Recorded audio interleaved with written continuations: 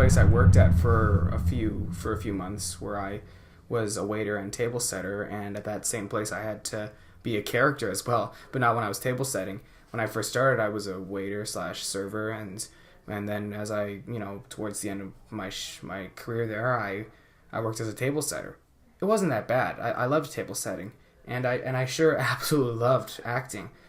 This was a job that required people to act a character, and we were all so immersed into our characters. A character that I started off with, our stage manager looked at me, he's like, "I can see you being an expert on something, but what?" And I said, "Movies."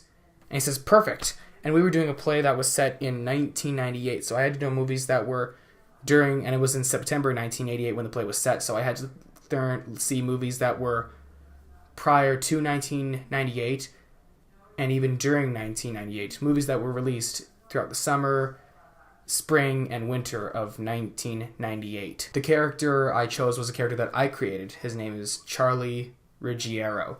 Charlie Ruggiero he's a New Yorker. Who grew up in New York. He loved the cinema. He enjoyed the film. He loved premieres. He even flew to the Cannes film festivals.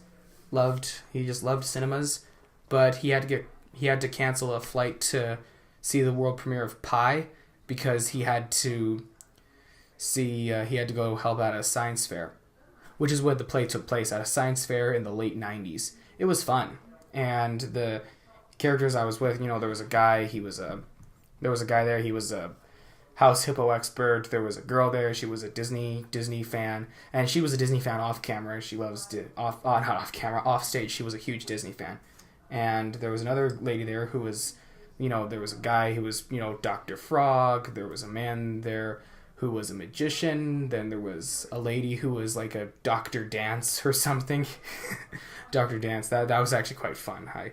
Dr. Dance was a little fun. And then there was a guy who was pretending to be he was Canadian, but he was pretending to be like Canada's #1 fan. So he was talking about, all Canadian culture of the 90s, such as the Tragically Hip, Bryan Adams, and Canadian films, or Canadian icons like Loverboy, Bryan Adams, Tragically Hip, a lot of the Canadian culture that was big in the 90s. Charlie was very fun to play. I might actually introduce you all to him and have him tell his story to all you guys in the near future, so we'll see how that goes. I still have the old shirt and fedora and the fake cigarettes that I had when I played him, so that might be something cool.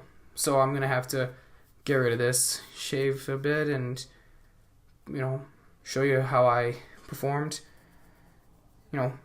stuff like that. So I'll show you him someday.